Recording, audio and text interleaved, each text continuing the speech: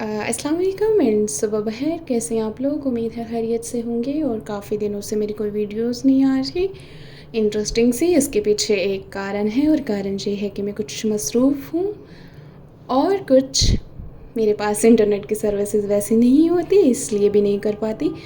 क्योंकि जब आपके पास इंटरनेट सही नहीं होता तो आपको कुछ करने का दिल नहीं करता जो आप ऑनलाइन कर रहे होते हो। ले मैं आपको क्यों दिखा रही हूँ, क्योंकि मैं नाश्ता बना रही थी। मैंने सोचा मैं आपको अपडेट भी कर दूँ और साथ में ये भी दिखा दूँ कि आपकी नरेटर्स कभी कभी कुकिंग भी करती है और अच्छी खासी कर लेती है। और यहाँ पे मेरा पराठा तो बन गया था, फिर मैं सोच रही थी मैं अंडा बना लूँ। वैसे मैं आपको बताती चलूँ, मुझे तन्हाई बहुत पसंद है और स्पेशली उस वक्त जब मेरे पास खाने की कोई चीज़ हो। तो इसलिए मैं चलती हूँ, वीडियो को ख़त्म करती हूँ और इसका खाने की तरफ। और आप जुड़े रहिए मेरे साथ इंटरेस्टिंग वीडियोस के लिए।